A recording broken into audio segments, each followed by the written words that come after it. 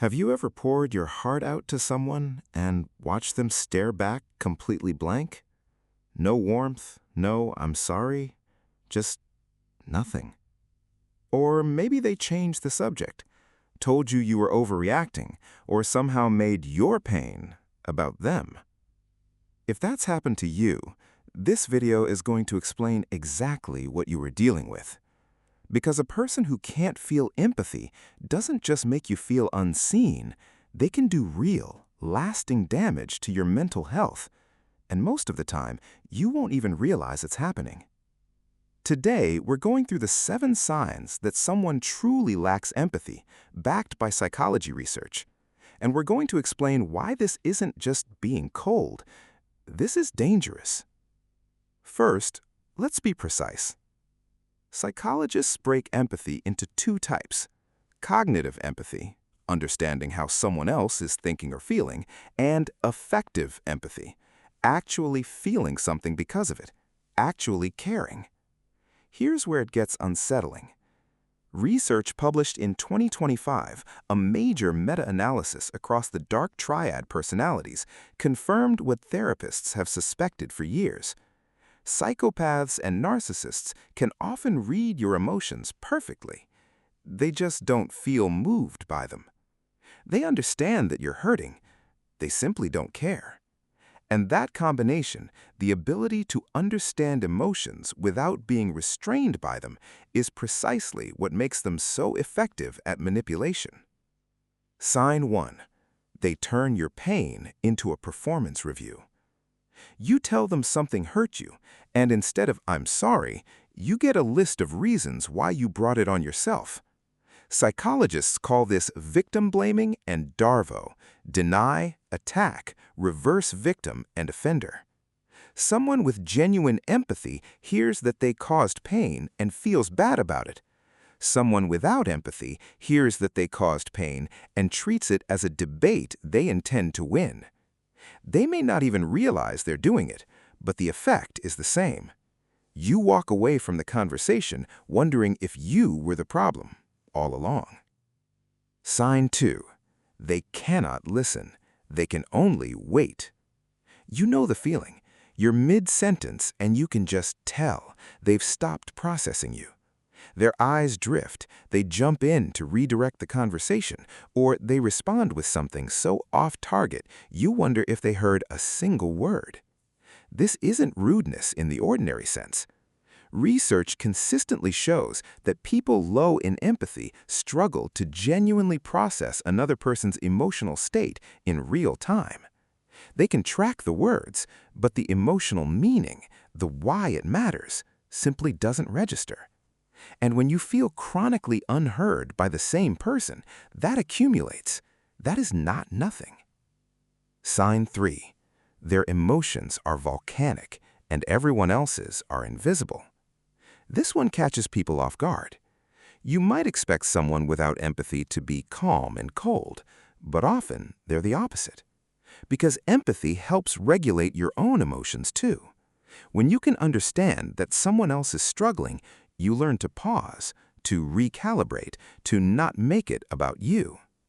People who lack empathy don't have that internal break, so they overreact, explode, sulk, or catastrophize about their own discomfort, while remaining completely indifferent to yours. It's not hypocrisy, it's asymmetry, and it is exhausting to live with. Sign 4. They never apologize, or their apologies are conditional. I'm sorry you feel that way.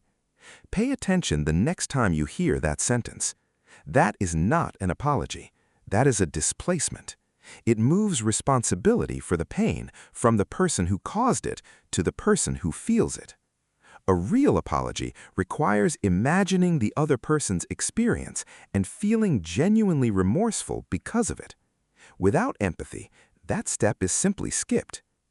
Research on narcissistic personality disorder, which is clinically defined in part by a lack of empathy, finds that even when people with NPD understand intellectually that they caused harm, they often don't feel remorse. So you get explanations instead of accountability, justifications instead of repair. And if you keep waiting for the real apology, that pattern will cost you years. Sign 5. They make everything about themselves, including your emergencies. You share good news, they steer the conversation back to their achievements. You share a loss, they tell you about a harder loss they once had. This isn't always malicious. Some people with very low empathy genuinely cannot locate themselves in someone else's emotional reality. Their perspective is the only one that feels fully real to them. But here's what the research makes clear. Whether it's conscious or not, the impact on you is identical. You feel erased, invisible, like a prop in someone else's story.